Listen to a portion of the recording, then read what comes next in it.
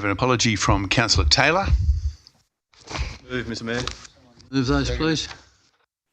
Seconder? Seconded. All in favour? Against, thank you. This council meeting is being live streamed and recorded. By speaking at the council meeting, you agree to be live streamed and recorded. Please ensure that if you speak at this council meeting, you ensure you're respectful to others and use appropriate language at all times. Orange City Council accepts no liability for any defamatory or offensive remarks or gestures made during the course of this council meeting. Recording will be made for administrative purposes. Our prayer tonight is by Pastor John Baker from the Orange Church of Christ via Zoom. Thanks, Pastor John.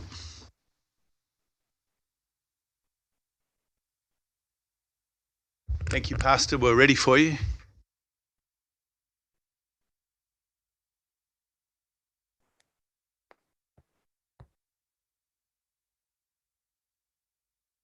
Pastor, hear us? Yes, I can hear you, Mayor. Thank you for having me. Can't hear you. Can you hear me now? Amen.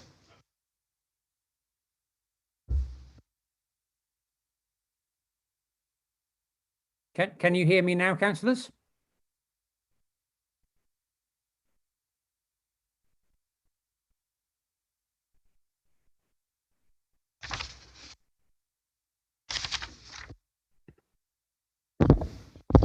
John, you can hear us. Yes, I can hear you. Yeah, you can hear us, but we can't hear you. There's something on your system? Mute button. You're not on mute, are you? Hello, one. My computer says it's working.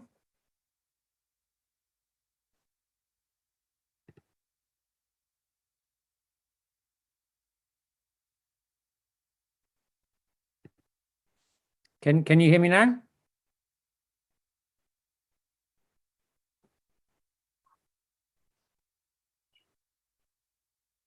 No. Sorry, councillors. My computer says it's working. I can hear you.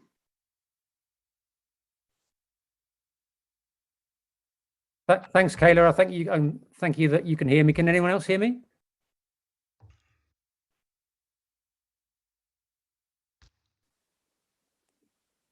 Yeah, I can hear you there. Okay. Kayla, It's just the audio in the can council. you hear me? Can you unmute yourselves and see if your audio is working? Testing. I hope you can all hear me. Other people from outside can hear the minister and them. The message, yeah. Oh, That video down the bottom left there. Hang in with us for a second. We're just having some technical problems here. Can either of you say something now and see if it's working? Yeah, this is John Baker of Orange Church of Christ. Can you hear me? Can you say something?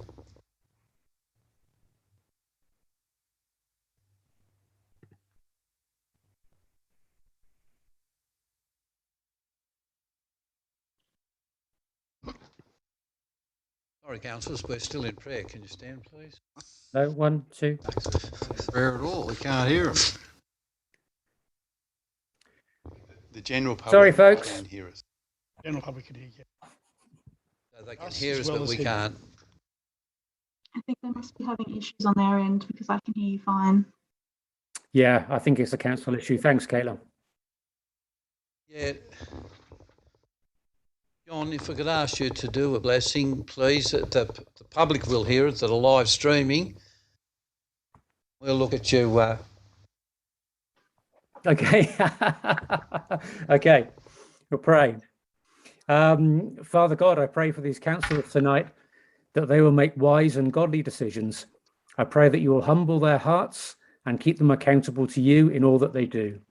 May all their decisions be for the benefit of Orange City. And Father, we just pray for our city as it goes through this horrible season of COVID, that we will continue in the blessings that you have given us. and renew our strength until we get to the end of this journey. We pray all these things in the name of Christ our Lord. Amen. Thank you, Pastor. My apologies, but thank you.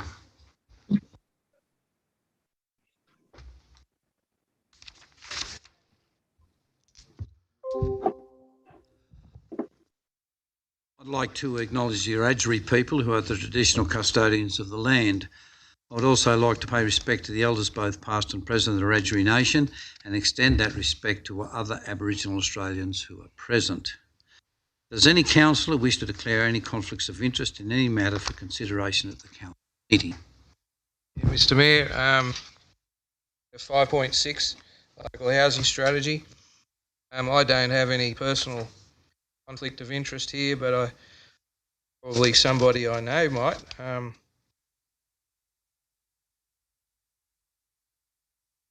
Pecuniary interest, but I could have association with people that may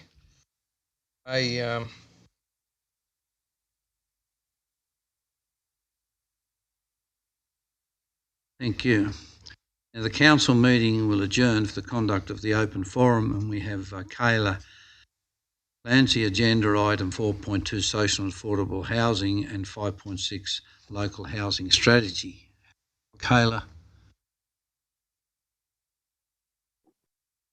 You hear us? Thank you for having me. Can you hear me all right? Yeah, thank you. Okay. Hi, my name is Kayla and I work for Shelter New South Wales, which is a housing policy and advocacy not-for-profit organisation representing many members and housing issues across the state. I've lived in Orange since 2018 and in fact used to work as a councillor for Orange City Council. Shelter is voicing our support for Councillor Nugent's motion to develop an affordable housing contribution scheme, shorthand is AHS. And I'll briefly mention how such a scheme needs to be underpinned by a local housing strategy, LHS, a draft of which also happens to be tabled at tonight's meeting to go on public exhibition. As of mid-2021, there were 258 people in Orange on the social housing waitlist. The social housing waitlist for 1 to 2 bedroom dwellings is 2 to 5 years and 5 to 10 years for 3 or more bedroom dwellings. Median rents in Orange over the past year have risen above 10%, with $404 being the median rental price for a dwelling in the Central West as of June. Rather than waiting for the state government to commit to more social housing stock, local government can take action to ensure a framework is in place through an affordable housing contribution scheme for subsidised rentals to be allocated to key workers. Non-market rate rentals are necessary to ensure social housing waitlists do not blow out and that we have enough workers across critical industries are able to live in and contribute to our town. Guidance from the state government is that intention to develop an AHCS should be flagged in or at least informed by the evidence base that goes into council's local housing strategy. There is a viability tool available on DPIE's website for planners to play around with and ascertain the costs and benefits of introducing an AHCS at various floor area, lot yield or monetary rates. Please show us, the public, how the research phase for the LHS methodically excludes AHCS as a feasible scheme for Orange to adopt. I'm aware that I have 2 minutes to speak, but I do have an additional 2 comments in relation to admin matters for the draft housing strategy cover report. If I can continue for 1 minute. Yes. Okay. The cover report for the draft local housing strategy references a $20,000 cap on all contributions. This is incorrect in that it doesn't apply to an affordable housing contribution scheme. That cap that's being referred to applies to Section 7.11 contributions and Section 7.12 contributions under the Planning Act. No practice notes or ministerial directions from the New South Wales government have stated that affordable housing contributions must be included in that total capped amount for developable contributions. Another matter is there are differing exhibition timeframes in the cover report for the local housing strategy. It's saying that in February 2022, late February 2022 could be the exhibition end period, but then in the recommended action, it's saying exhibition period to end 21st of January.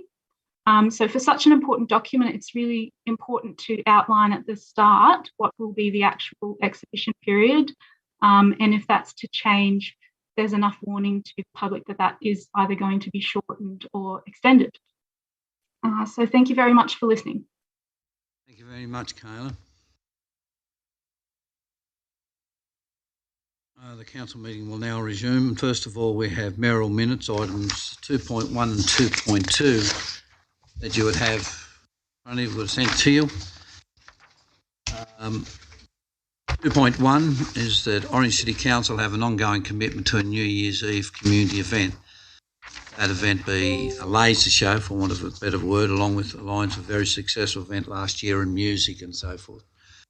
How many seconds, Mr. Mayor? Yeah, I'll second it. If I may speak to it, I think over the years we've had various things that we've donated funding into for New Year's Eve, and usually we don't get much recognition for it, to be quite frank. We don't have too much control over what happens. I think the idea is just to show the community that we will always have a community New Year's Eve event. I think laser shows are the ways to go. It doesn't have to be as grandiose as last year. It's getting cheaper and cheaper to put and tie it in with local artists and music, younger ones and then for the older ones.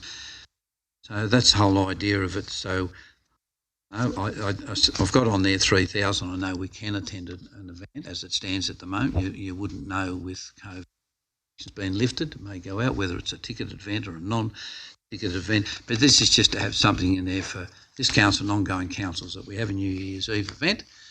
And in talking with our staff, we look at how we go about it, and then we could contract it out.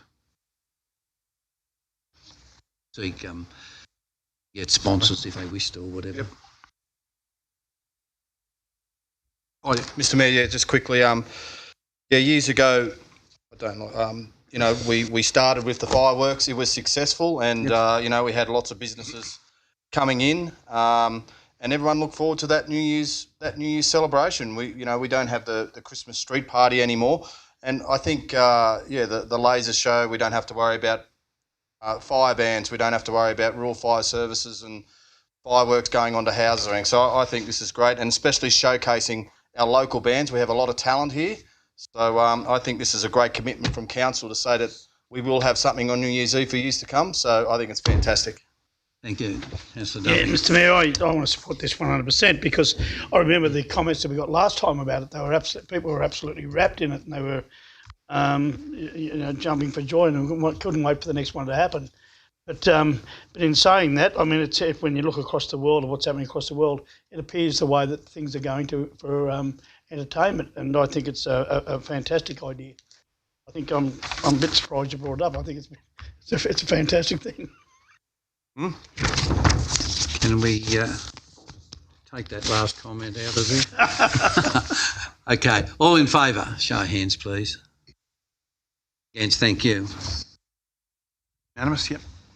Look, the second one is 2.2, a sculpture park.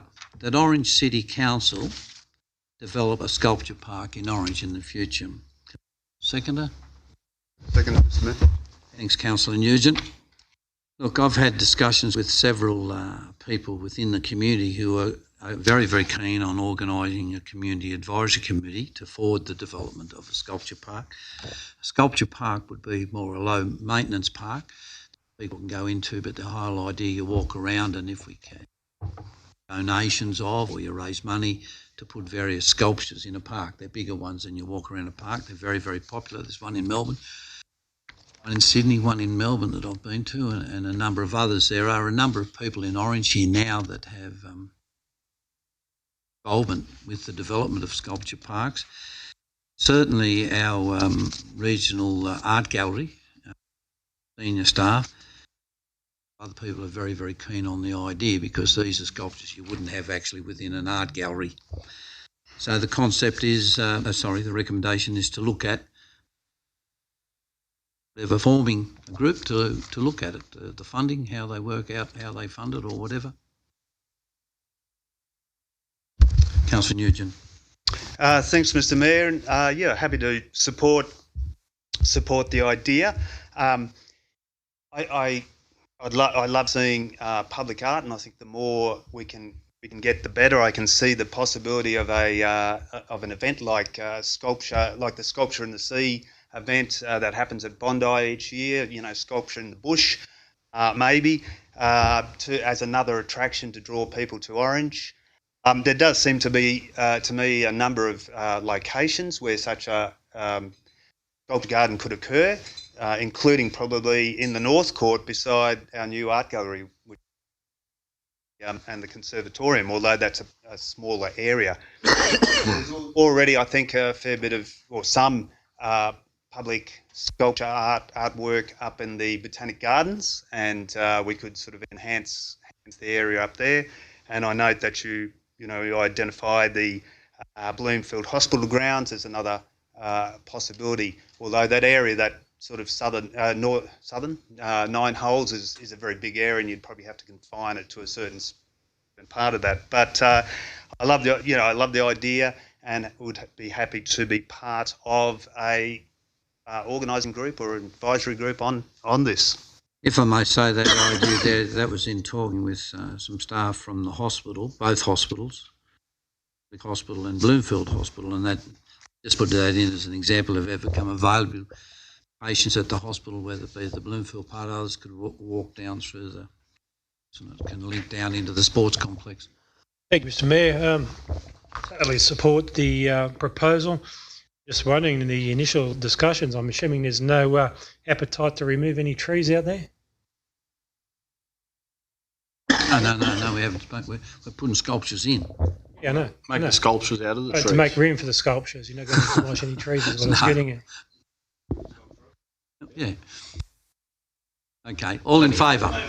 Sorry. Oh, yeah, right. Councillor Nugent. Thank you. It's trying to palm me off like that. Mr. Mayor, I think it's a fantastic idea. You know, when you go outside this chamber here, you'll see a lot of famous Orange people or people from the district on there. And I've been a supporter, as the CEO knows, that I think it's absolutely long overdue that we don't have a bronze statue of Gwen Meredith and probably Constance Curione and those type of people in the sculpture park. I hope we're not just restricting it to what, if it can't go out there, we need to have it somewhere else in town in a prominent thing here. I want to tell you something too. I mean, we make a big fuss about Banjo Patterson, and I can't let him go by, can we? He was only here for a fortnight and he was only out the road.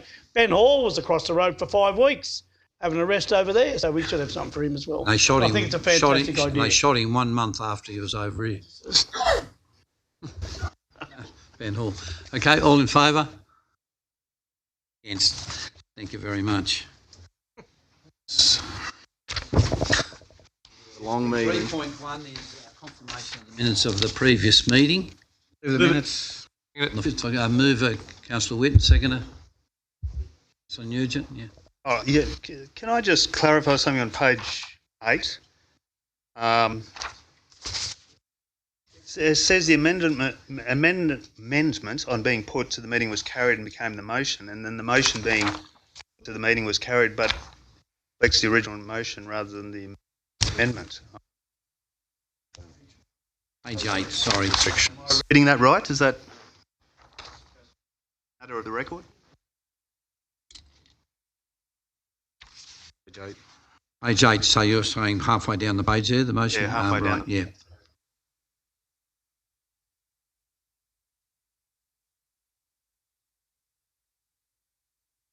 So shouldn't that next box have amended motion as opposed to?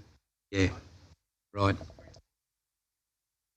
Sorry, we'll have that. Will you move those with amended? those alterations? All in favour? Thank you.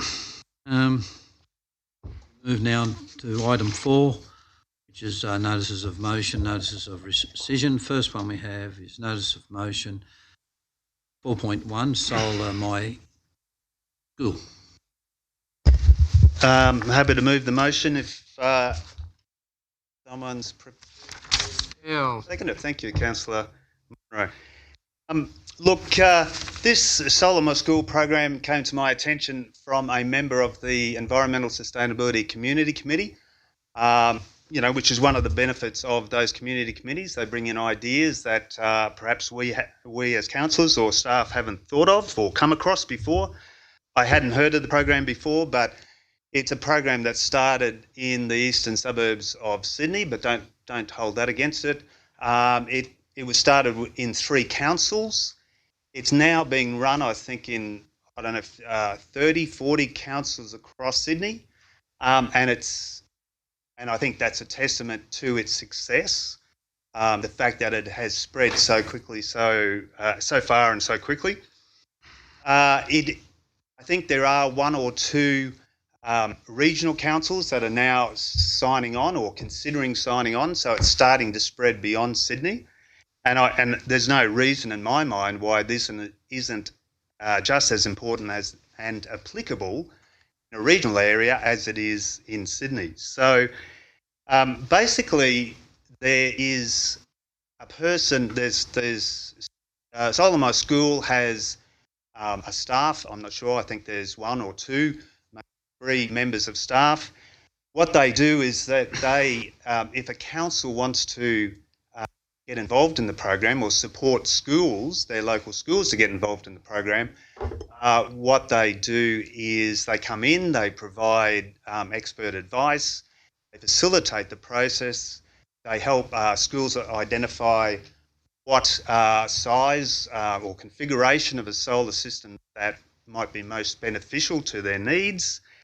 They help organise quotes from a number of reputable companies, because I don't know about you, but it seems to be getting hit by people promoting solar installations on a personal level all the time. And some of those companies I think are quite reputable, and others I'm not so sure about. So they help to identify, get those quotes from companies that have done these sorts of installations on this sorts of scale, and then the schools, once armed with that information and armed with funding from the state government, can invest in solar to lower their energy costs. So to me, in the climate change management plan and in the draft renewable energy management plan, there are community leadership aspects of those plans. So council playing a community leadership role in terms of climate change and solar energy. And to me, this program fits very neatly into that community leadership role. There is a cost to council. There is a cost, and I note the staff comment that I think that it's not currently budgeted for. But like some of the other motions we've had recently, maybe this is about agreeing in principle to go ahead with this program, subject to investigations by staff, and then also subject to some funding being allocated in the next budget or in a quarterly budget review. So that's basically what it's about. I think it's an opportunity for council to show leadership in terms of renewable energy and to support important institutions in our community to get renewable energy in place and to lower their costs. So I think it's a win-win all round. Thank you. Nugent, Councillor Miletto. Thank you, Mr Mayor, and thanks, Councillor Nugent. I think you raised some valid points. However, I'm going to speak against the motion, because the main reason being is that the project shifts away from the current focus of developing council assets. That's what is one of the comments in the staff comment. That was the major thing.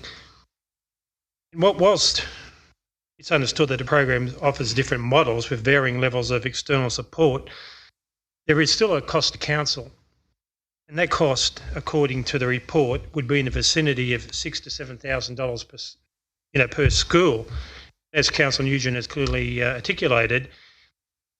that hasn't been budgeted for. I think that's important. I'm not sure whether this should be a decision for this current council to make looking in the future if this budget doesn't allow that to occur at this point in time. Maybe it's a decision which could be passed on to the new incoming council. I also question whether this is a decision for council in the first instance. Maybe it's something which the Department of Education would pursue.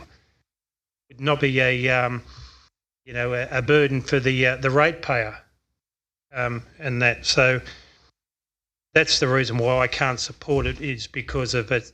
The main thing is I don't think it should be something which this current council should be addressing, based on the fact that it's not in the current budget to allow us to do so. Councillor Whitten. Thank you, Mr Mayor. Look, I have to agree with some of the comments from Councillor Mileto. Whilst I think this is a wonderful idea, I would have thought that this would have been managed for public schools by Public Works. I know that the private schools be able to engage with DPIE because they've got experts in renewable energies in those areas. So I think that us as the custodians of the ratepayers' funds, we need to be very careful how we get involved. We can certainly get involved and encourage it and steer people to the right people to talk to. But I believe that, we've always got to ask who's paying for this. Now, if we were to get involved and staff came back to us and said there's all of these opportunities to get funding, we can help the schools to get that funding from the relevant state government or federal government bodies, I can see why we would get involved in that. Certainly, if it's going to cost the ratepayers of the city rates, then the funding from the rates pool, I'd have to look at it much closer. Yeah, thank you, Mr Mayor. Right. Thank you, Mr Mayor and councillors. Well, I suppose all sorts of different debate or argument around it, but I think the motion is a good one. Orange City Council has championed water efficiency. We've really worked hard with many things. Developed a lot of things here in regards to water, and as far as the power efficiency, I think as leaders of the community we do have a direct, like if you get something that comes and it works somewhere else and it's a good motion, I think it's a great one you've put up, Councillor Nugent. I do think that what we do is trace an idea and we try and encourage the idea where we can if it's a sound one. I know I've only recently put power things on my roof myself and on both my properties, and the massive amount of made my bill from $750 a quarter down to $50 a quarter or negative. It's fantastic. So we can encourage as a council and as leaders of our community to try and embrace this and bring in the education department and get more funding. When we talk about $6,000 a school, we get a lot of funding from a lot of places, not just the ratepayer, and we get uplift from government in all different areas of our society, if it be the sports precinct or whatever it may be. Our own electricity upstairs, on the roof. I think so. Education would be the winner here, and even if kids see the fact that the school is efficient and all those sorts of things, I think it's a good idea. I think it's not a great cost to council to ask and start the conversation. So Government job. Why we use ratepayers fund? Councillor Whitten. So that's irrelevant. It's starting a conversation. It's getting it going. So I think it's a good motion. Yeah, thanks, Mr Mayor. I always think of Normie going up Hunter Street, never let a chance go by, do we, eh? This is the first thing, and I know myself and Councillor Turner have spoken about cost shifting when we're taking on something that doesn't belong to us. Education department doesn't belong in this chamber. we've got to do with things that we've got. We've got roads that need addressing. We've got footpaths that need addressing. We've got heaps of other things that need addressing. And here we are, we want to go and tell the Department of Education how to run their schools and what to put on their roofs and wherever they want to go. It's not our issue. Get out of there and stay away from it. And, you know, you get sick of the Greens coming in here and pushing their policies all the time. That's what they're doing. Can you remember, years ago, not that long ago, Councillor McRae was sitting over there on a park bench, stop cost shifting. And I know that Councillor Turner and myself both spoke a number of times against issues that don't belong in this chamber. And I think it's absolutely important. It's got to remember too that we have a committee, and it's called ECHO run it. I don't know what the correct sustainable committees that run. It's run by ECHO. It's run by the Green candidate or Green councillor or candidate, whatever she is, McDonald, who's the president of ECHO. Council give them money to go out and educate people and things like that, and have their own processes. And I know the other councillors involved, former nominee for mayor, or a current nominee for mayor, as Councillor Jones was the former chair of ECHO. Mr. Mallard is also a candidate. It just seems to be a big publicity stunt, a grub for the Greens to get themselves in the names in the paper and all these type of things there. It's just absolutely pathetic the way I see it, because we're coming up to an election. Stupidity. It's stupidity at its best. But I look at the situation. Hold it. I assume you're speaking against. I haven't finished yet. Let's go. We should be looking at the issue of. I was going to finish with the fact that I'd say, look, hang on. Yeah, I was going to say anyone who votes for this needs their head read. Well, I'm not going to insult redheads, because I know they're further up their Stanford Binet scale than most people, so I'll leave that one out of the equation. But this is just a pure political stunt. Now get away from it, leave it alone, and just concentrate on our things. Go for a ride up around Rutherford Street. Go for a ride Yarrawinny Drive. Go and have a look where we should be spending money. I'm just sick, I've said before, I'm sick of the Greens coming in here and pushing their policies. We spent hours, nearly last week, well, not quite hours, talking about refugees, and that's our problem. No, sorry. Let's stick to what we're supposed to be doing, and let's not depart from it.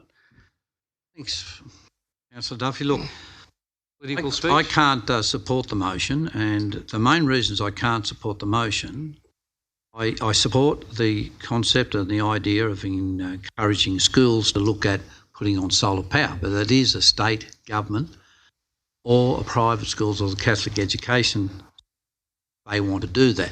I mean, if you want to do an extension to a school or build a classroom, or you want to put in demountables or whatever you want to do, it has to go through a certain department with schools.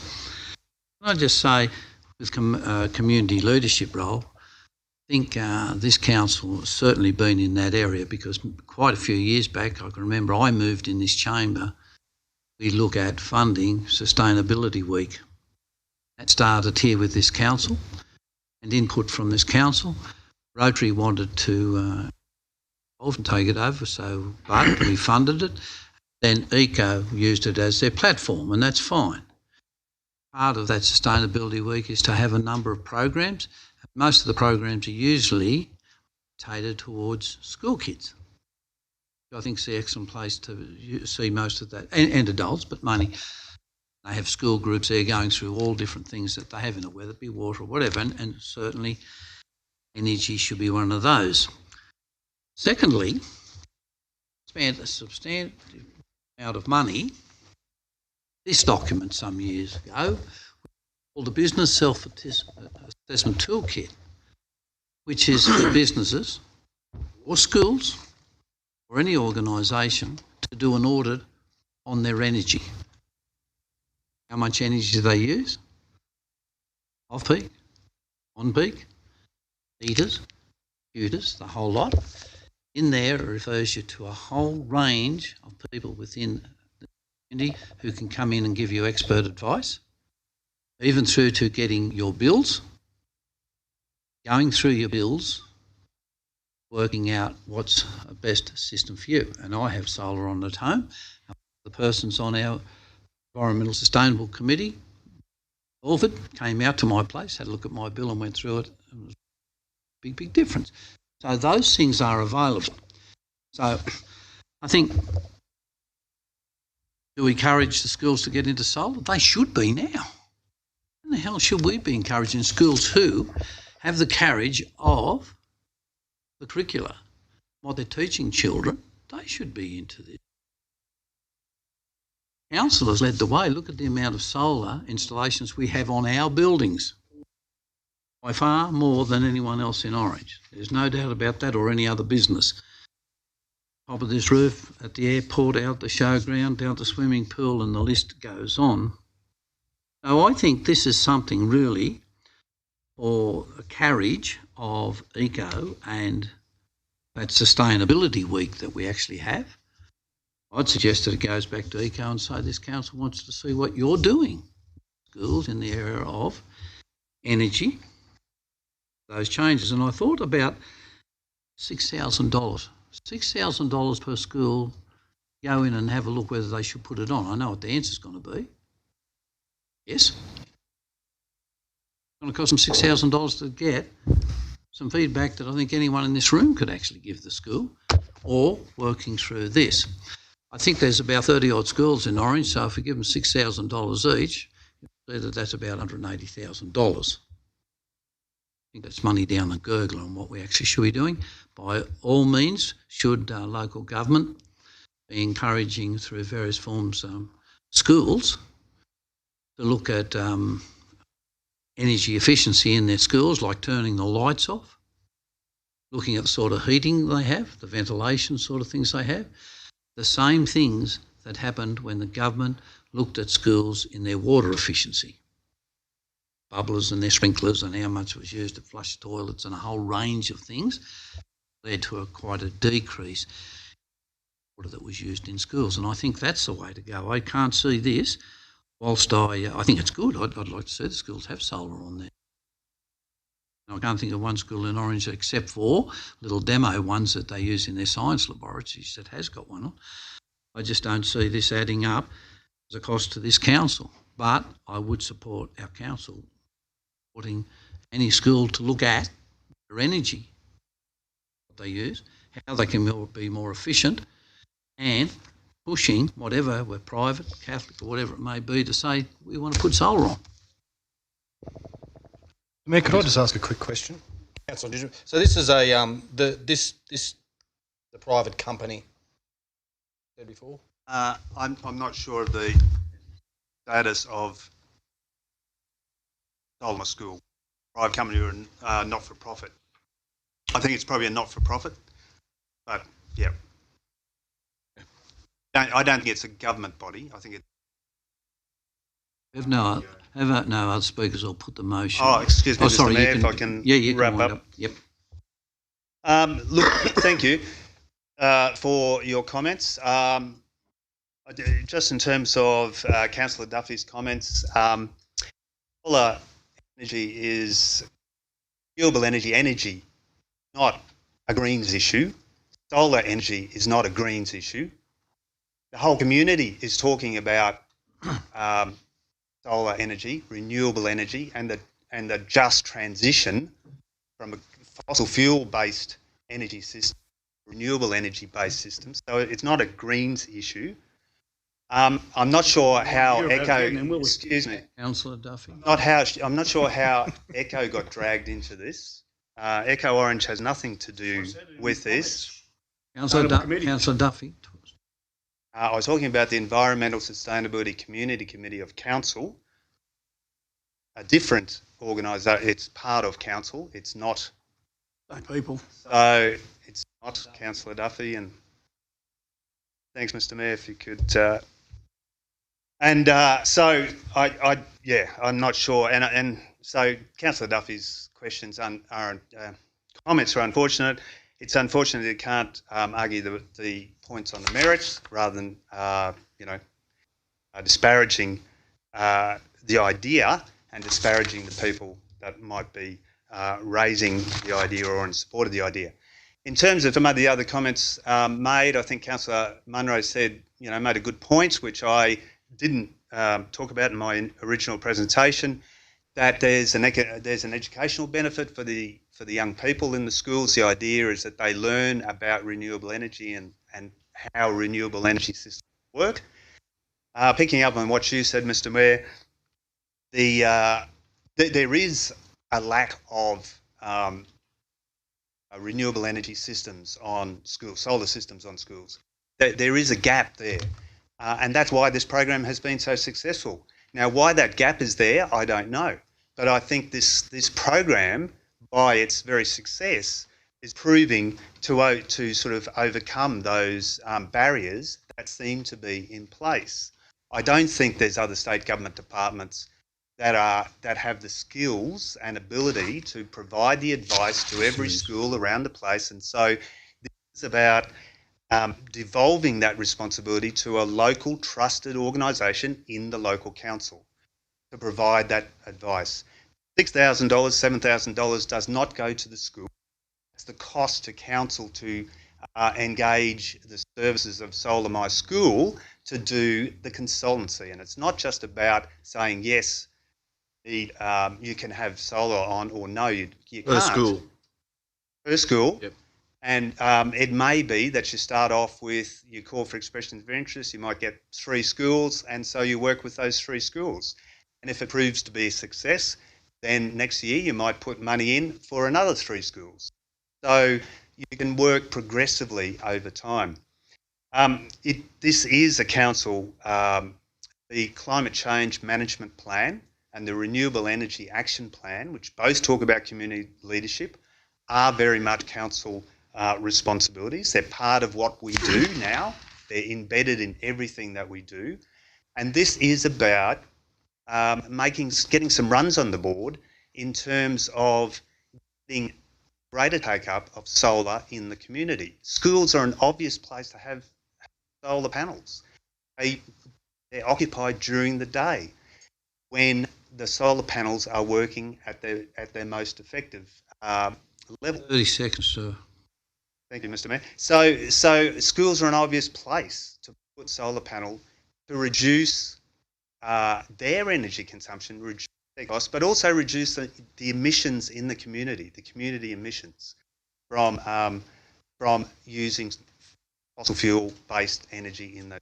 So there's a number of paybacks for council and for the community. It's not cost shifting. It's a decision by councils, and a lot of councils have made that decision to take on this role as a trusted leader in their local community. Can I just have a... Councillor, no, that ends the debate. Sorry, Councillor Miller. All in favour? Against? Vote, Mr. Mayor. Lost.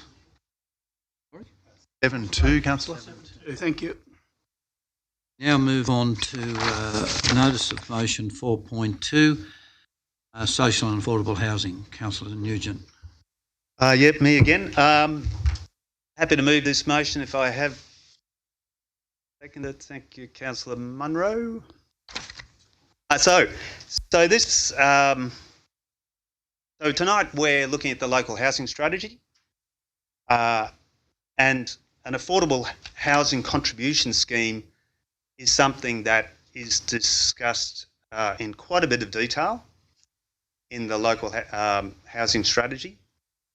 The reason I put it up as a motion for tonight, I hadn't seen the local housing strategy. I knew that there was some reference to it, but I didn't know the extent of that reference in the local housing strategy. And what I understand, the 2 processes of developing an affordable housing contribution scheme and a local housing strategy can run in parallel. So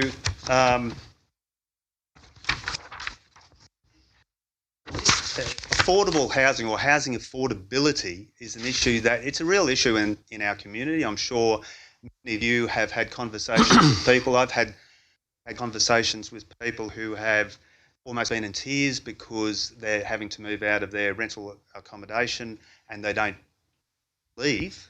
They'll find another place. I've had conversations with people who've been number 5 in a line of 60 people waiting to inspect a rental property. By the time they get to the front of the line, it's already gone. So housing affordability is a real issue. It might not be an issue for many of us in this room, but it is an issue for a lot of people in. So what can we do about that? housing on a big picture is, again, it's a state government responsibility, but the state government has put in place this SEP 70, which enables councils, and all councils now, originally it was just a small number of councils in Sydney, but all councils now can opt into the SEP 70 and develop an affordable housing contribution scheme. That scheme can look, and have a number of different aspects. It might be cash contribution by developers. It might be the allocation of some land by developers to a community housing organisation to develop affordable housing within that development. It might be the allocation of some land back to council, an affordable housing development as part of that development.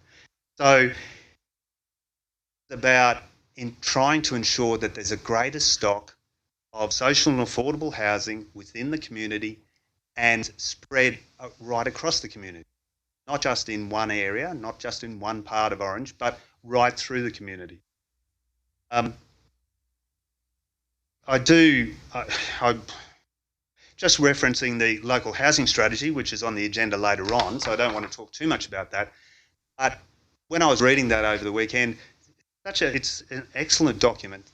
So much detail in there, and the length of discussion and detailed discussion about social affordable housing or housing affordability is quite commendable, and that's great. But when it comes down to it, there's nothing tangible and specific in there that says we're going to take this action right now on to ensure that there's a greater level of affordable housing. It's something that we can do as a council. It's a lever that we can pull, and I think we should be investigating an affordable housing contribution scheme in parallel with the development of the local housing strategy being out in public exhibition and then back. Might not happen. Well, on current timelines, I think Kayla identified the discrepancy between January and February. I believe it's February. By the time submissions are analysed, it might be March, April before that report comes back. So, and then if we wait until then before we start, investigating affordable housing contribution scheme, that's a long way down the track. The issue is a real issue. The issue is now. I think we should be doing something about it right now. And I'll speak first, thank you. Look, I certainly believe, and if you read the staff comment, that the contributions planning under SEP 70 is one of a number of options that are available to council. Just remind councillors that council is really and truly at the forefront looking at housing in Orange. The document tonight that you're going to put on public exhibition is looking at housing and housing requirements out a couple of decades or more. That includes affordable housing, social housing, a number of other areas. I think what's important to look at is all sorts of things being thrown into it. In this chamber, there was a fair bit of debate for quite a while. We were the main supporters of building the Orchard Centre for domestic violence. That's one of the things that comes in. So we did that. We also, in the area of social housing, had earlier this year where the department came in and said they were going to do certain things up in Spring Street after visitation by the people who lived up that way, and then council leading meetings in here with the heavyweights from Sydney on 2 occasions. That resulted in public forums being held here in Orange over 3 days that a lot of people attended, looking at the issue right across Orange of social housing for us to find out exactly how many houses they do have, how much land they do own, guarantee from them forward. Talking about social housing, there will be that consultation and engagement with council. There certainly doesn't appear to be much of that previously to now, and we have had that tea from that. So a lot of work has happened in that space. With the affordable housing, again, this council held the first housing forum in the state. Held in this chamber. A lot of it had to be on video, and we're the first ones to have the appointed housing commissioner who's look into. He joined in our meeting. We had, I think, about 30 to 35 participants on that day, representing all the relevant departments, a couple of councillors, the opportunity to be there. But from that forum came statewide housing forum that we were invited to, and I think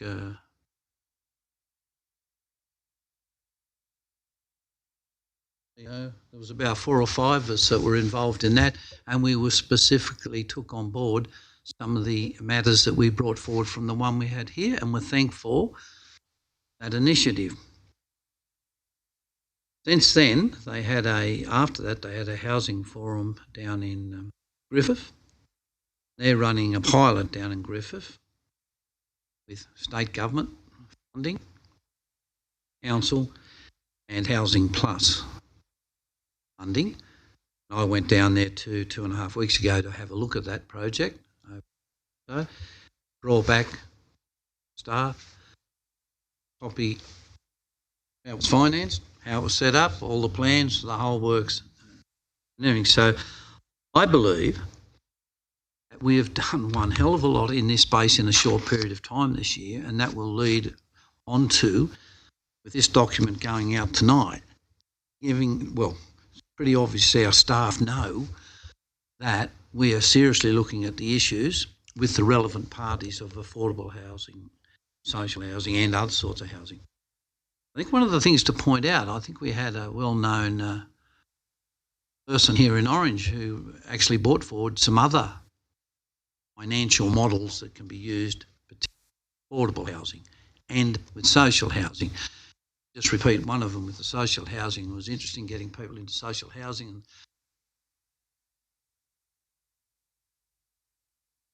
deposit, sterling on price of the houses and all. That's how it used to work. That's how lots of different models, but I think all those models have to be looked at and come up with what is the best model. The SEP may be, I don't know enough about it, but I'm quite confident our staff will be looking at that SEP and a number of other avenues in conjunction with our housing strategy policy that's going out tonight. They know what the issues are. We have been very, very closely involved with the various departments, and I think that's the way to go forward. That is looking at that in conjunction with it. I could not vote tonight that we opt into that SEP without knowing more about it, what other options are, and I'm quite sure the new council will actually do that, because when this comes back, next few months are going through those options, I'm sure the new council will have something come forward to them on this issue. Thank you. Councillor Milletta. Thank you, Mr Mayor. Look, I have to agree that it's too early to opt into the SEP 70. I think it's another situation where it's probably something which needs to wait till after we get the public feedback after this goes on exhibition. I think that would be the most sensible approach, and then it will be a decision for the new council to make. What's important here is that it needs to be understood that there is no ability for council to compel private landowners how to develop their land and what to put on the land. Obviously, when we talk about social and affordable housing, there are contributions. There may be some situations in regards to affordable and social housing where they don't pay those developer contributions. So if there's an implication there, well, that needs to be passed on somewhere along the line. So I think what you said is right. There have been numerous housing forums and the Housing Commission, and I was part of those discussions.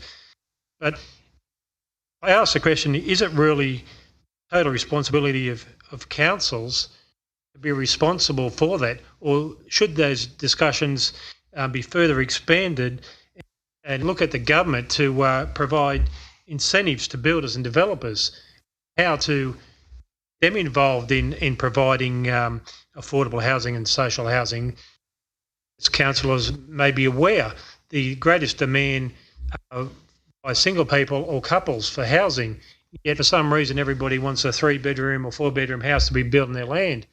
But is that the best way to go? I think it's an excellent document which council staff have put together, and that's the local housing strategy. And I'd be really interested to look at the feedback which comes out of that and to address these issues of concern about how we go moving forward in the future. And I think it's an excellent opportunity for those different organisations who represent those people in need, who are desperate for housing. Nobody's arguing that it's not warranted, but I think there is a process to follow here, and I think that once this local housing strategy goes on exhibition, it'll give people, or the community as a whole, to voice their opinions, and that is the best way to do it. But and I think to council's credit, they're extending the period of the exhibition, because this is certainly an important topic into our future. So we need to get it right, and I think it's very responsible of council to recognise that and extend the period of exhibition, especially taking into consideration the way we're moving forward. Thank you. Councillor Whitten and Councillor Duffy. It's quicker than you, there.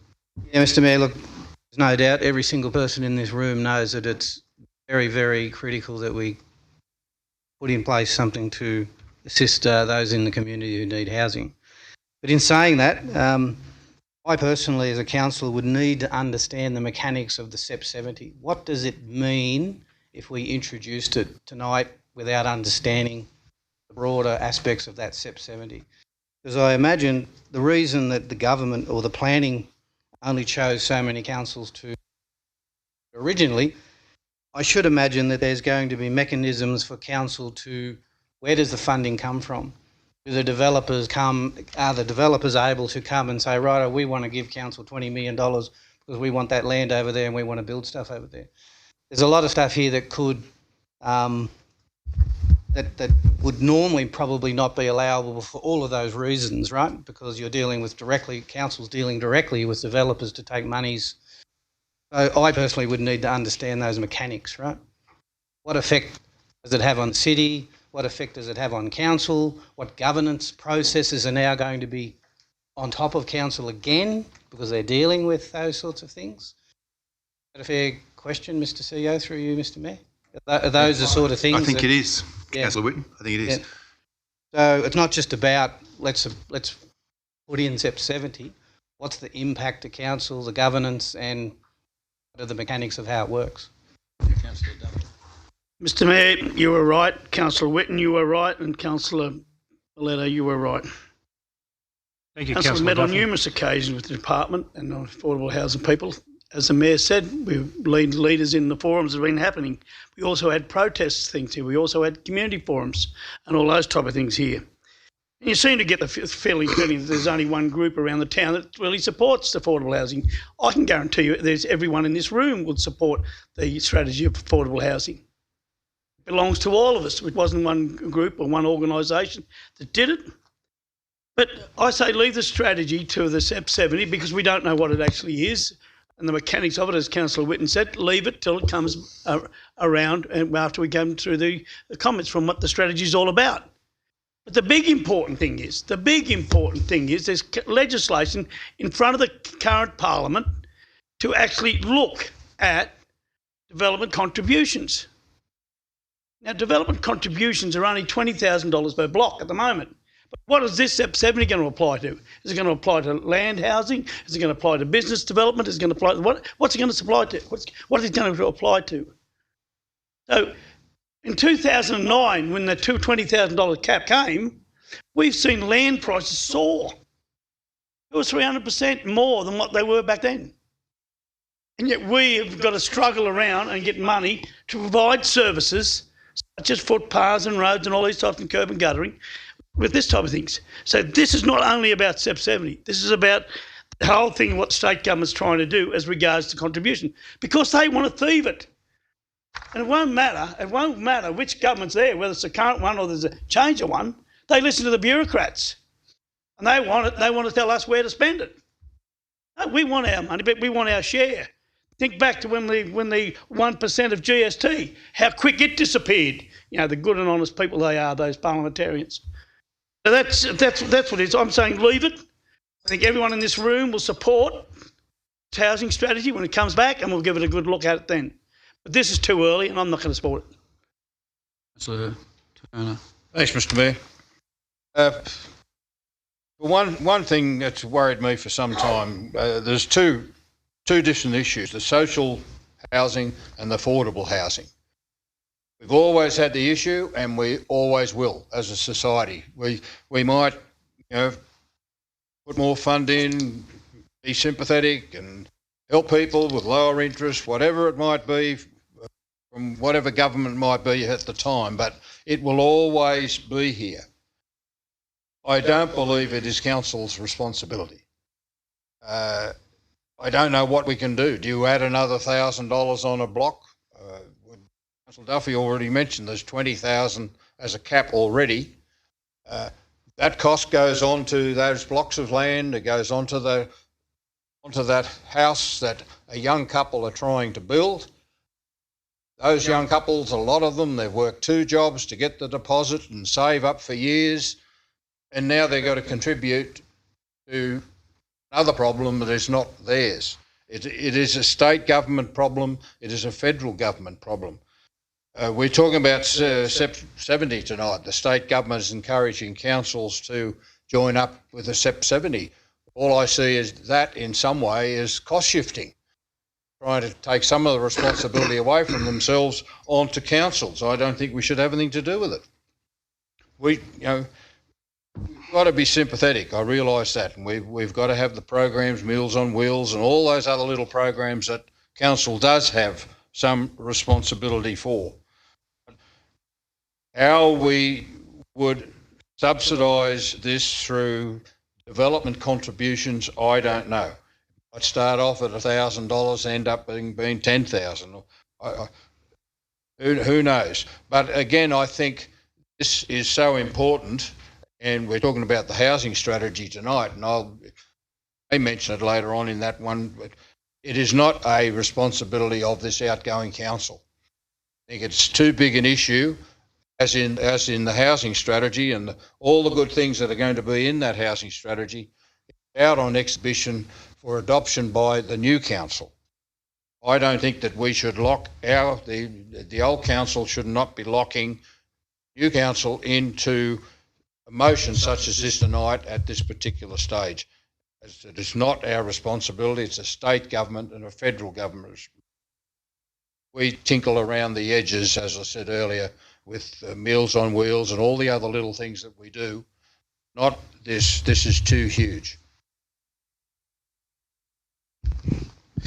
Thank you, Mr. Mayor and councillors. Look, I support the spirit of the motion, and hearing the debate that's been had, I do think probably we are right in saying that it is a bit early, but at the end of the day, if you left it up to just the state government, just the federal government, I think what councils are, LGA is as a group, what we say to our LGA leaders in other places, wherever, is our voice is heard through interstate government. Like, if you think about it, who listens to us? People on the camera, maybe a few people in the paper, but Everyone listens to me. I know, because you can't shut up. But if we as a group write a letter to our state member or whatever, obligated or she's obligated then to act in our behalf, go to government and ask the question. So I don't know if it's just for federal or state government to take care of this sort of thing. I think it's our voice, will, that gets the oil, and I do think as a group, the next council shows good leadership and is on the ball as far as, and continues passing the ball on in regards to this issue, I think we'll get good results. So yeah, the spirit of the motion's good.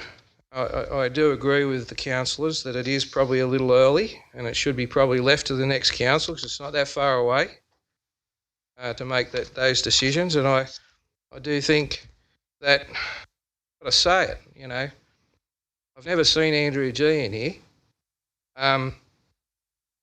We need to have more contact with our federal and state members. Did you have a tiff with him, did you? I did. Okay. But that's not just Tried me. to take It's his everyone. job, didn't you? I tried to take his job. I move an extension, Mr. Mayor.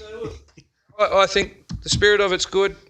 Leave it to the next council and Look, can I just clarify one point with you? Certainly, all of those issues on social housing have been taken through the Minister and the Deputy Premier via the Housing Commissioner, and they appointed a Housing Commissioner. So,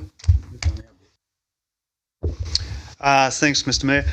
Yeah, just to wrap up, thanks for everyone's comments. I think we're all in agreement that housing affordability is a real issue, a serious issue in Orange.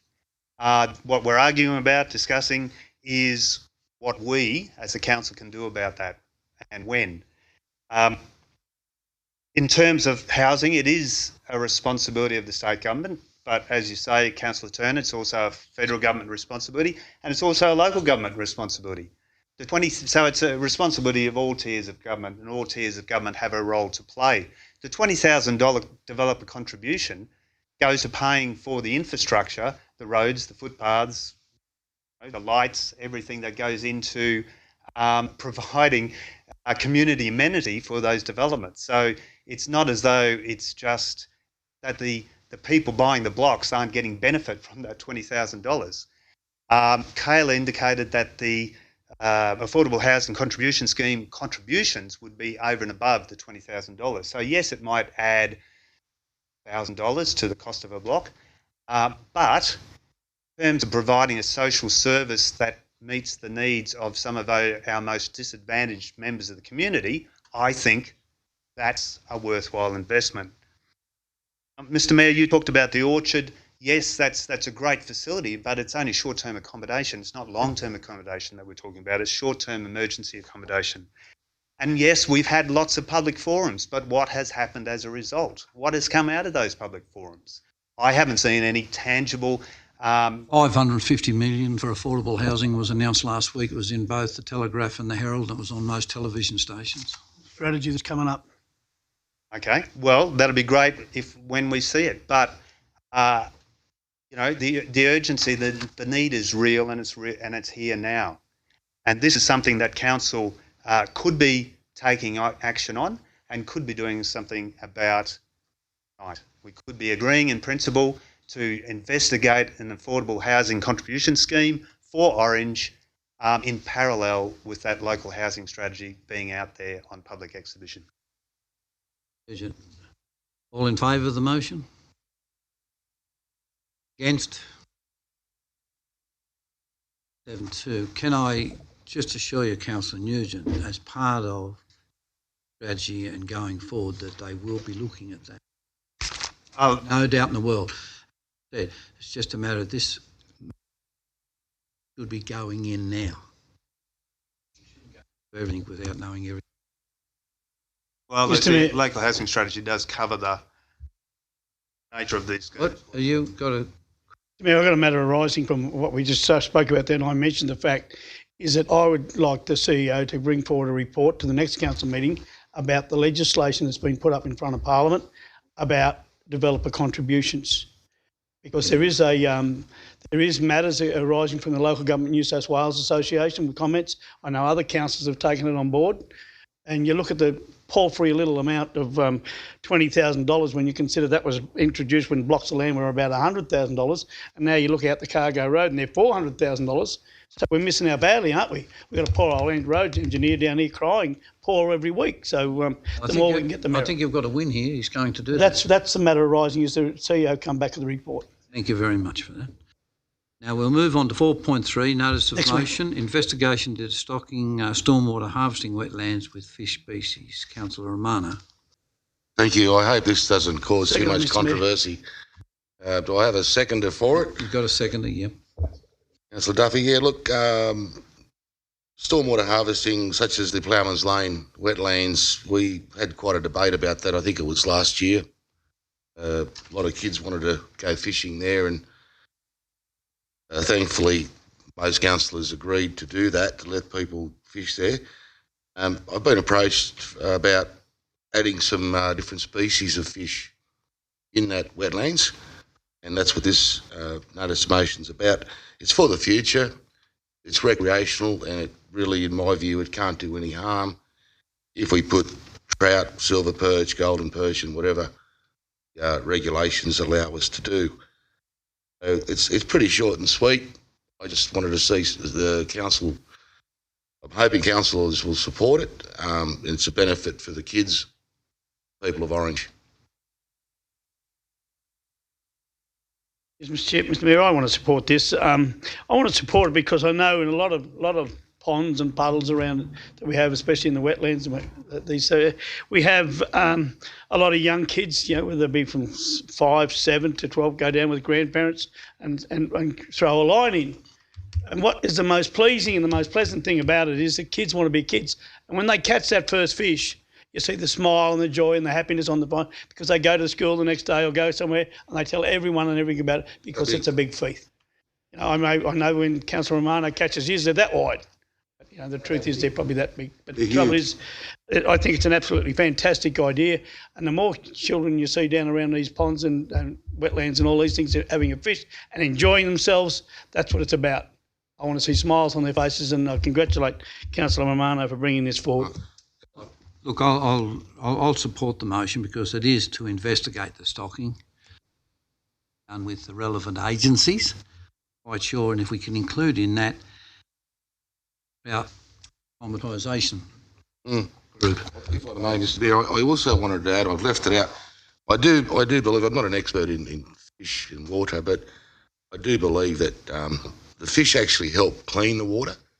Talking about ponds that are going to be used by for human consumption again. What's funny, Councillor Duffy? I just read a joke. Oh, okay. Yeah, right. So yeah, that's the other part of it. The fish actually help clean the water. So I hope I get the support for it.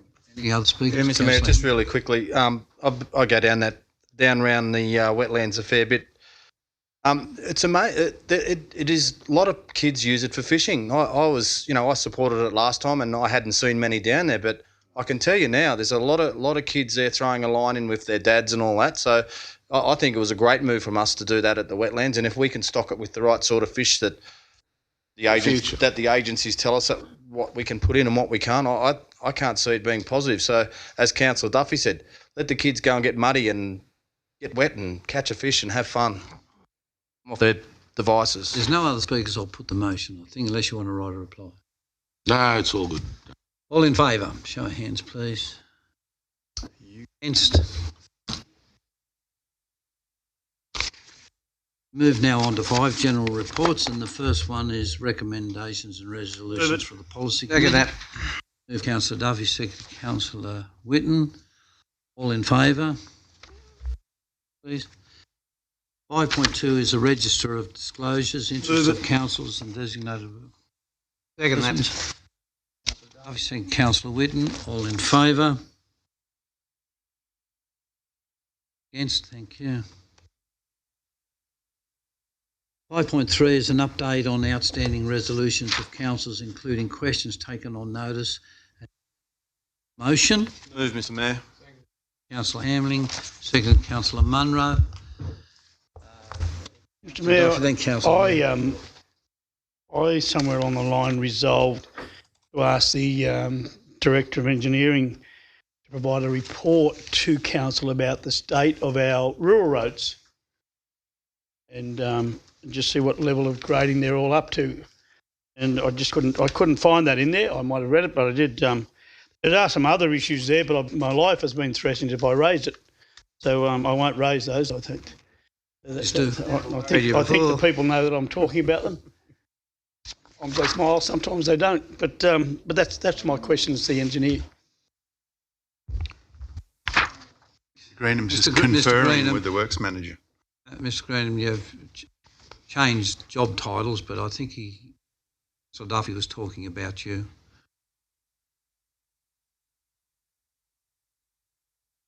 We have got a report in tonight's council meeting that discusses the work that we have done on rural roads in particular. And we can also give an update in the current works report for next meeting. Thank you. Thank you, Councillor Nugent. Yeah, thanks, Mr. Mayor. Just a question on page 48, bottom of that page, there was a resolution about investigating options for achieving greater use of recycled materials in our roads and pavements. That was back in October last. I'm just wondering whether there's any chance that that'll make it to this council, or whether that's going to be something, a carryover item for the next council. Mr. Greenham.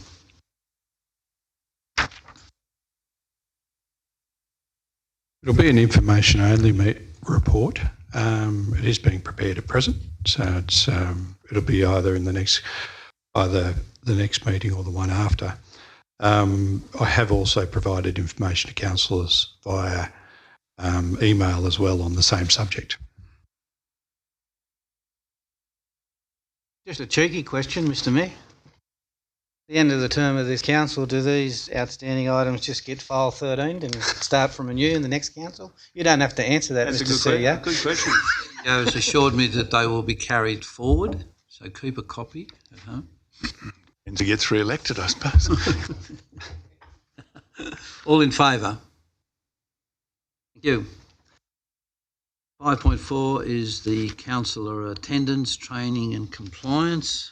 Happy to move the recommendation, Mr. Mayor. Second that, Mr. Second of Councillor Nugent, second Councillor. I think there's some interesting information in there. Interesting document, Mr. Mayor. I find it very interesting. Same position applies. 100 not out, but we didn't make it. 99 and 99. Mine was an extraordinary meeting, Mr. Mayor. So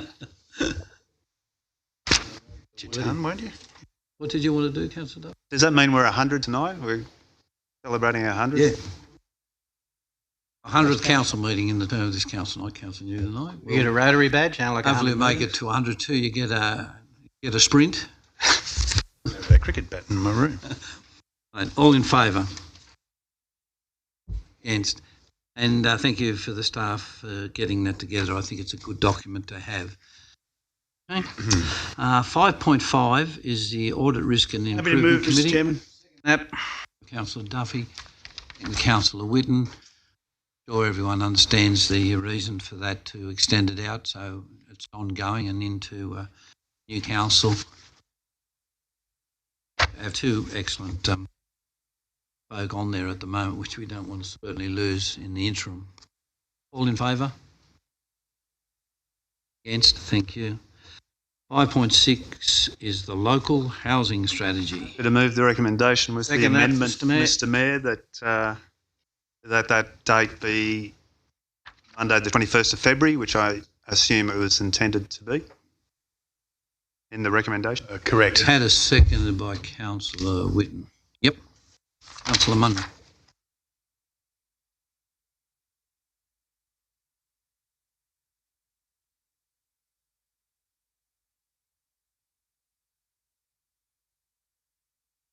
Yeah, and you'll notice that the motion is to go on exhibition, so I don't think there's any real need for debate. It is to exhibition, unless you've got a question on the time, so forth. I did have a question, Mr. Mayor, just following on from our earlier discussion. And I do want to reiterate what I said before and echo Councillor Miletto's comment that it is an excellent document. It's very detailed. Covers, it's a really good summing up of a whole range of issues that council faces in managing its work, including water security. And And I just a follow on from the earlier discussion about affordable housing contribution scheme. What would be the process if new council was to decide to develop an affordable housing contribution scheme? What would be the process that we would follow, or that the new council would follow after this local housing strategy comes back, or submissions come back in February? What are the steps from there? Just Mr. Mayor, thanks for the question. Council, one of the actions in the draft housing strategy is the development of a policy that would consider affordable housing contribution schemes. So the procedure behind that would be, once the new council adopts the housing strategy, we would commence, and it's identified as a short-term timing schedule. Not long after the adoption of the strategy, then it would progress into a policy to bring back to the new council. So it'll be a contribution plan, which is extra to the $20,000 cap that was discussed, as I understand. And it would be brought back to the council for consideration and exhibition at the time. So it's a different policy, an additional policy that would fall out of this strategy. I would highlight that recommendation is supposed to be the 21st, Monday the 21st of February, being the closing date as well, Mr. Mayor. Thank you. would I be correct in saying there would be a number of NGOs, departments would be looking at this? I'd imagine you're very, very much right, Mr. Mayor. So through you, Mr. Mayor, you're just referencing on page 24, 214, that first item there under number 4, support the supply of affordable housing, prepare and endorse affordable housing policy for development contributions via voluntary planning agreements. Yes, through you, Mr. Mayor, that's correct. My document has slightly different numbering, but that is number 1 in the table I'm looking at. It's certainly in the implementation and delivery section of the strategy. And when it says short term, is that like what? I don't have dates on it, but it'd be a matter that we would progress fairly quickly. The first stage of it would be analysis of data, so to determine population trends. So expanding on what we've got in this, to determine or ensure that we're putting the resources in the right area. So we don't want to bring in a strategy or a policy that's not going to effectively deliver any of the items listed here, but including affordable housing. Just through, Ms. Hodges, while I've got you there for the rest of the council, it was very, very interesting discussions. Closed doors originally, wasn't it, with how many actual houses they own in Orange? How many of those were not occupied? I mean, because livable, and they had, that was quite outstanding. I think to say that good comes out of every bit of bad, and that was one of the lighted a few issues, got those people here and going away. I think that's improved that. You've had discussions with them since, haven't you, Mr. Hodges? That's on. Thank you. Thanks, Mr. Mayor. I'm not very often. I thank the staff, especially the planning staff, for a good report that's come to us. I do have a couple of concerns about it, but my first concern is we're relying on a lot of information. So you thank them, and then you're going to hit them over the head with a cricket bat. Give yourself a warning, Mr. Mayor. I've got concerns about 2016 because that's 5 years ago and our city's grown enormous since then. And I think if you look at the strategy back then, it said that I think Orange has enough water supply for 62,000 people. We all know under stress, we all shiver a little bit and say, hey, are you right or you're wrong? We don't know. And but as I say, let it get out there in the public. The contributions issue could change dramatically depending on the legislation that's in front of Parliament at the moment. You never know what they wish to thieve and make us spend anywhere else that we probably don't want it. But I congratulate the staff for working with a difficult document with old statistics. Councillor Duffy, Councillor Maletta. Thank you, Mr. Mayor. Look, I certainly acknowledge that this document is going on exhibition. I guess question similar to Councillor Duffy is that we're relying on census information from back in 2016. I'm just wondering when the census information from 2021 would become available. Okay, so I'm just wondering why. I certainly understand the urgency of doing certain things, but I'm just wondering why we wouldn't have waited until that more relevant information was available to act on, rather than relying on information which was 5 years old, which, according to this this document, I mean, that's more accurate information, what I've read. The urgency to push it through. Not wait. It's certainly highlights a trick through you, Mr. Mayor, a tricky part of this development of this strategy. So we had to rewrite the document based on a policy, a government of how a housing strategy is to be prepared, and it does rely on the ABS data. So it's would we wait the 12 to 18 months? No. We've built into this a 5-year review. So we keep moving. We want to keep the minimum 15 to 20 year supply of housing stock. So that's the reason to keep pushing it.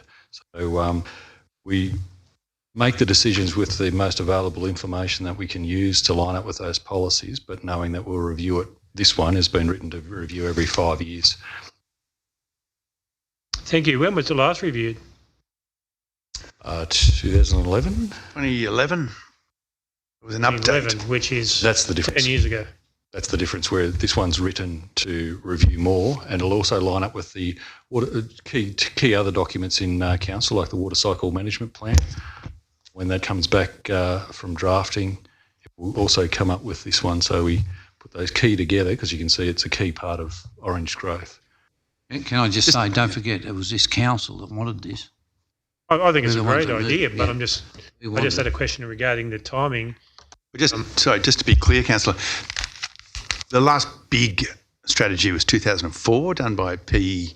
Parsons Brinkhoff. 2011 was an update to that, bit of a review. Down next big ball. Thank you.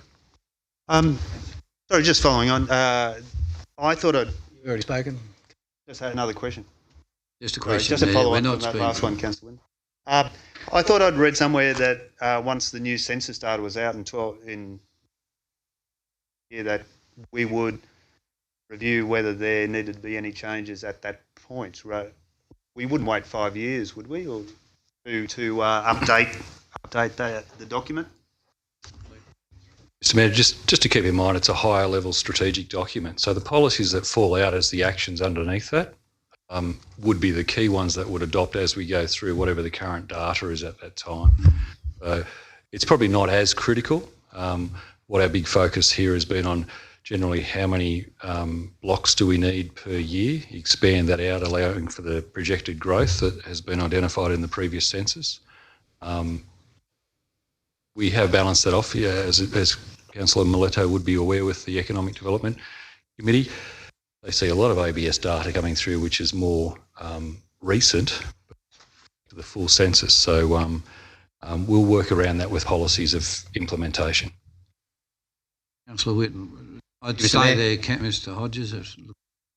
Probably won't. Congratulating on the report. And I suppose it's important for this council that we're always on the front foot with these strategies, because they're living documents. And I think we seen, Mr. Mayor, some years ago, probably back in 2011, where we hadn't done one for a while, and we were really behind the 8 ball in progressing the city for available blocks and types of blocks and rezoning and commercial blocks and affordable housing. So it's important that we keep this document fresh and alive.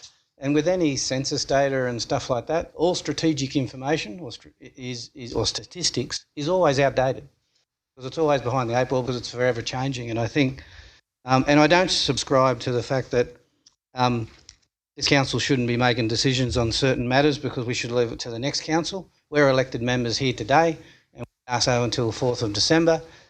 We go into caretaker mode. So these documents aren't just written up 6 weeks ago. It's been worked on for the entire life of this council. We're now making a decision on putting it on exhibition for 28 days. So congratulations to the staff on a great document and to this council.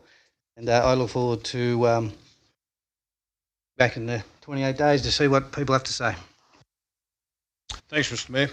I'd like to thank Mr. Hodges for the detailed briefing he gave me the other day. It was absolutely excellent, and it was one of those days when I regret that I'm not standing. Other days I am quite happy I'm not standing again, but as I said, I'll always miss being part of the development of Orange. And Mr. Hodges got his recommendation of where he believes that the development should be. And I know this is all going to be discussed in more finer detail next year after the public exhibition, but as I won't be there, I'd like to make a couple of comments tonight. We've always got this fine line having enough blocks available. You've got the developers that put a lot of money into each block and they develop it in stages because they want to get their money back as soon as possible. Yet council has a responsibility of making enough blocks available so that there's not pressure on the price of the blocks when they are finally released. Mr. Hodges said that, we've got, under this strategy, we'll have something like 3,600 blocks available over the next 20 years. It'll be interesting to see how we go over the next 20 years, and I'll be sitting in the background, the keen eye, seeing how that goes.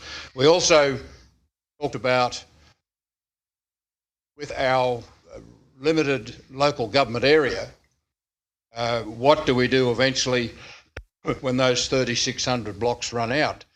We then pressure to allow some development in the water catchment areas, perhaps. That will have to be under state government guidelines at the time. We don't need that yet at this stage. So mention the big A word. Ultimately, there'll be pressure to have development into water catchment area, or again, there'll be pressure on amalgamation when we're seeking more area in general. So I'll be waiting with bated breath, so to speak, as to which way the council's going to go in 20 years' time. I'm surprised Councillor Duffy didn't put an amendment for boundary changes in the draft. Just to sum up, to CEO and all his staff that were involved in this, I doubt the amount of time and effort that actually went into it. I really think that there's a few things that done, but this is truly a legacy document, something that will affect Orange in the next 2 or 3 decades, in right across the spectrum of housing development. I'm quite sure you're right, Mr. Turner, that will certainly other issues in catchments, a whole range of things will come down that track. We'll be able to put our 2 bobs worth into it. So look at you, all your staff. Thank them very, very much for all the work, and I'll just certainly pass on to everyone that was involved. It is a good document. I hope that we get good, positive, constructive feedback. I'll be watching, looking forward to finding out who does put feedback into it, because I know who all the major agitators are that we have all the time, that we don't have this, we don't have that, and why don't we do this? My little list, I'll be looking forward to see if they take the time to document and come forward with constructive. I think that's the most important thing, so well done to all the staff. Put the motion, all in favour? Thank you very much. 5.7. The project activities report. Just here. We've got a mover. Who was sorry? Yeah, he's outside there, I think. Yeah.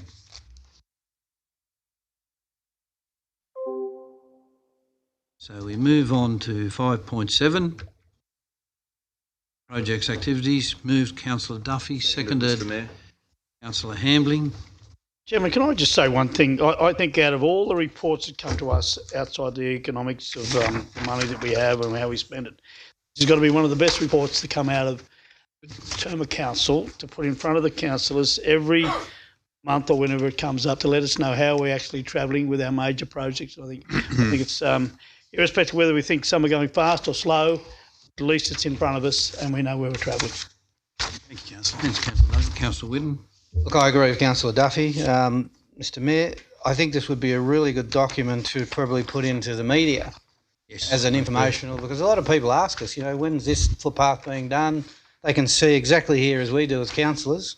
Now you're moving a motion from the floor that we asked our communications team to put this some sort of way that we could put it into the media. You've picked up all those words I said really fast, Mr Mayor. Is that what you're moving? I'll second that. That's exactly what I meant. Move, Councillor Whitten, and I'll second that. All in favour? Oh, sorry. You can ask a question. Yeah, I do. A question which has been asked of me by several members of the public, Mr Mayor, and it relates to the width of the footpaths around Orange, in particular the one which has recently been installed at the front of the Robin Hood there on Escort Way. And the question which has been asked of me is, why is there some footpaths that appear to be about 1 or 1.2 metres wide and others appear to be about... I can answer that because Robin Hood is on Burrendong Way. Again? Robin Hood is on Burrendong Way. Well, sorry, wherever it is. Yeah. Okay, so, but there are different width of paths in different areas, and that path in particular doesn't look to me wide enough for two people to walk side by side. And the issue which was brought to my attention was one of safety, is if there's a lady pushing a pram, then somebody has to step off the footpath to allow that pram to go. It's not quite wide enough for two people to walk side by side or pass, so then that could create a trip hazard if the land wasn't, flat.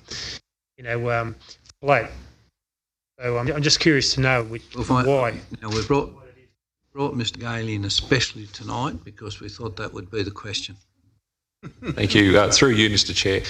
We're on 0.2 metre wide footpath, follows the Austroad standards for pedestrian footpath, and I guess that's the most value for money footpath that we can build, so most bang for your buck. We do build 2.5 metre wide shared paths where we see a need to promote cycling and walking on the same path. Thank you. I'll let them know. I think in a pub you need a wide footpath, shouldn't you? Walking home. Councilman. I thought it was because we had more twins in Orange than anywhere else, and we need the two. All in favour of accepting the report? Get the media. Yeah, got that. Is that why? 5.8. Move, Mr Mayor. Move it. Councillor Henningsen, Councillor Duffy. Mr Chairman, I'd just like to make a comment. One thing is COVID has taught us that we've noticed around the town is that everyone's been out walking, walking briskly, walking slowly, and I just want to commend the councillors more so than this, because I know some of the staff are sitting at home listening and they know what I'm talking about. That we've put so much money into the budget over the last few years that it has actually allowed a lot of the footpaths to do a lot of that, and there's a lot of work being done on Escort Way, Burrendong Way, Peasy Street, it's nearly everywhere you can see it around. But it's not good enough to sit on our laurels. We've got to keep the same budget going. And I know the staff are working on next year's budget now, which I assume from previous years. And so I think it's something we must keep abreast of, because there's still a lot of areas around the old people's homes and, the aged care services and schools that really need doing. And but we'll take a comment here, and I noticed the report doesn't mention it, that the director forgot to give himself a pat on the back for redoing Isley Road as well. That was redone, and it's not in the list there. I think it's it was been a really bad spot for a number of years, and that was fixed up. But its cousin just around the corner, Winter Street, I think he's very sick. I think he's a bit crook. So we can't rest on our laurels, and let's keep it going. And again, a good report. I'll talk to the director about the rural roads and get a better understanding of what's happening with there. Yes, if I may, I'd like to support that. I remember some four odd years ago, we looked at the budget and there wasn't a real lot of money being spent, particularly on footpaths, whether it be maintenance of new footpaths. Debated for a long time in this chamber and doing the budgeting process, and finally it got through. It's continued on for 3 or 4 years, and I think it's an interesting one. Yet, wow, so noticeable and people saying terrific. There's the odd person who wants theirs done straight away or the other one, but it's something that's very, very visible around town, and it's really good. And I'd love to, in my lifetime, every street in Orange have a footpath at least on one side of the road. If any of you want to leave your money, leave Orange, leave it to footpaths. I totally agree, Mr Mayor. These last 2 reports is what the people of Orange care about. Roads, footpaths, parks and amenities. But this is our job. Not issues that do with state government, not issues that do with federal government, issues that deal with the City of Orange and what we actually have control over. This is what they care about. And this is another great report that we will probably want our media people to get out into the community, because these are the things that most people ask me about. What's going on with the footpath in Anson Street? What's going on with the potholes in Turner Crescent?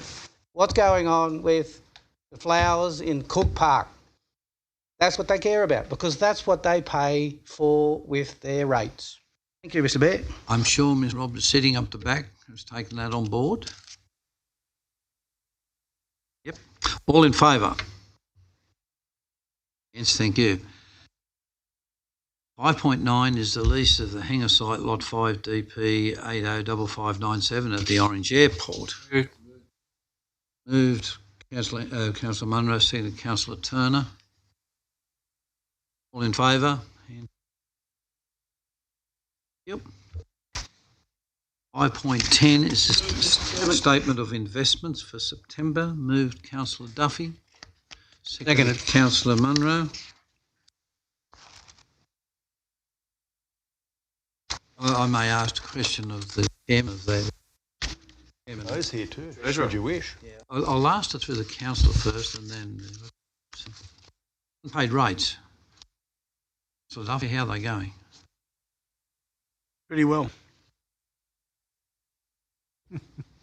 Above or below where they are I'll normally? speak with the Director of Finance tomorrow and give you a written report. I'll message you in the morning, probably before 9 a.m.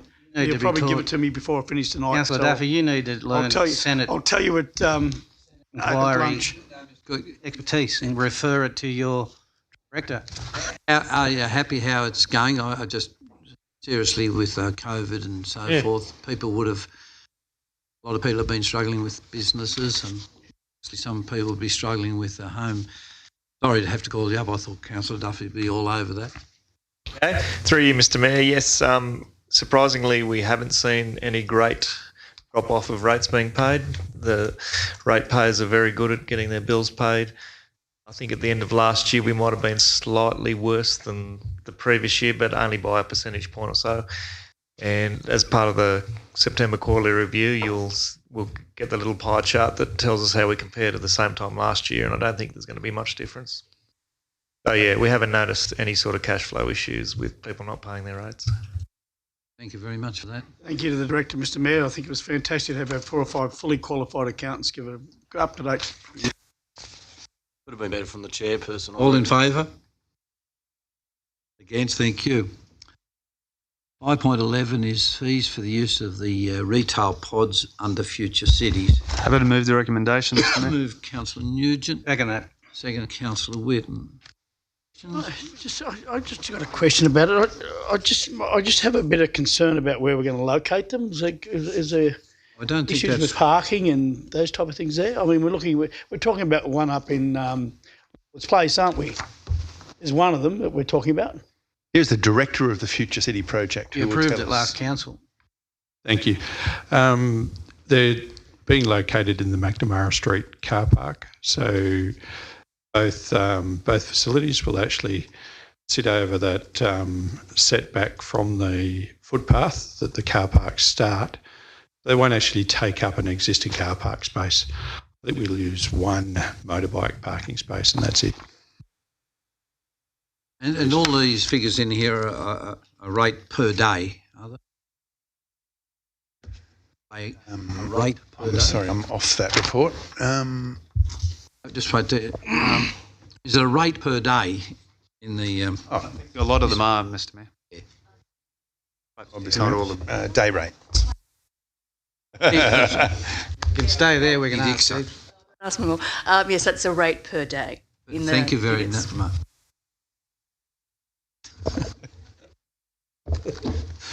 Councillor Nugent. Yeah, thanks, Mr Mayor. Look, I think these are a really great idea. I didn't realise that that they were going to be mainly used for allowing small startup to have a go without having to make that big initial investment in sales space. So I think that's a fantastic initiative, as well as having that as an additional lane. I would love to see some of the other shops, empty shops that we've got in the CBD, used similarly as a pop-up shop option. If we could do a deal with the come to an agreement with the owners of those shops. Councillor Millett. Thank you, Mr Mayor. I think it's an excellent initiative by council, and it continues to show that council are sometimes thinking outside the box, looking at different avenues to assist businesses to progress, especially these smaller businesses.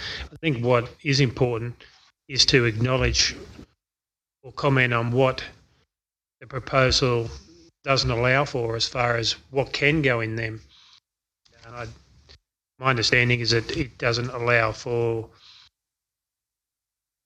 office type businesses, things like that. And I'd like one of the directors, I suppose, to comment on what it does propose to include and what it proposes to exclude as far as type of businesses. My understanding, it doesn't allow for, say, real estate agents to set up temporary type of a business there, things like that.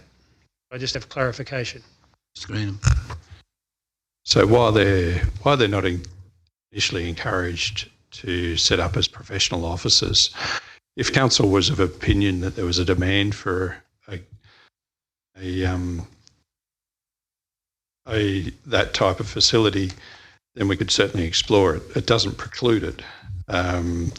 They're all air conditioned or heated, and also while we're not initially looking at a food or beverage play, they're also have water supply and sewage connected as well. So there's a wide range of what could be accommodated in them. We do have an existing business in McNamara Street that provides offices for professional services, so we wouldn't want to be competing directly with the market in any case. Just a random question, I guess. Are you able to indicate what the interest has been as far as,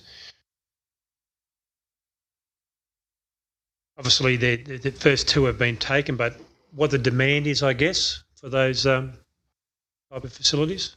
Yes, Councillor Motto. So we've been working with BizHQ, and when we started having the conversation around the startup businesses, they were saying that they had at least half a dozen prospective businesses that could actually move into the containers as their startup, and then within that 3 to 6 month period of time, hopefully the business has grown. Thank you for your second speech. Okay, I'll put my all in favour. Thank you very much. 5.12 is development application DA 362-21 10 Fay Crescent. Mover, Councillor Dove, Councillor Nugent. Yeah, I just got a question for the director. I could have, like, you're looking at, and it's about the time frame of this. I look at the situation, we're talking about 60 days, and I noticed that we've advertised it for 14, so I'd imagine it goes out to about 20. It leaves a 40-day space there. Is that taken into account when we have our report about how late and how quick our services are in providing approval for straightforward DAs? Because this one seems very straightforward. Through you, Mr. Mayor, just thinking about the answer for that for you, Councillor. The statistics that are reported annually include all DAs across the board, so the big ones right through. So it's total. The straightforward ones we try and keep an eye on to turn around as quickly as we can. This week we're down to 123 outstanding development applications, so we were sitting above 150 there for a while. We're still about just over 72. It's pretty close to $72 million of work still to be assessed. I think also, Mr. Hodges, what you don't see in this report within the 60 days, you may have asked the applicant for more information, which could have gone for a period of 20 days before they got back to you. That's why I asked the questions about and I think play periods and things like that. And I think in this case, from memory, I'm happy with the discussion here. That was the case. And of course, councillors, just for your information, just to remind you, that's a senior manager, so it comes to you for that reason alone. All in favour? Against? Thank you. The Chief Executive Officer will advise the Council if any written submissions have been received relating to any item advertised for consideration by a closed meeting of Orange City Council. None, Mr. Mayor. I've received none. In accordance with the Local Government Act of 1993 and the Local Government General Regulation of 2005, in the opinion of the Chief Executive Officer, the following businesses of a kind as referred to in Section 10A, brackets 2 of the Act, should be dealt with in a confidential session of the Council meeting closed to the press public. Before we go into closed, they are item 6.1 is acquisition of easement, lot 22 DP 756899, Lake Nobles to Orange Water and Sewer Pipeline. The reason for confidentiality, this item is classified as confidential under the provisions of Section 10A2 of the Local Government Act 1993, which permits the meeting to be closed to the public for business relating to C, information that would, if disclosed, confer a commercial advantage on a person with conduct business. 6.2 for the construction of the Seaburn Drive sewer pump station. The reason for confidentiality, that item is classified confidential under the provisions of Section 10A brackets 2 of the Local Government Act 1993. Permits the meeting to be closed to the public for business relation to C, information that would, if disclosed, confer a commercial advantage on a person with whom the Council is conducting or proposes to conduct business.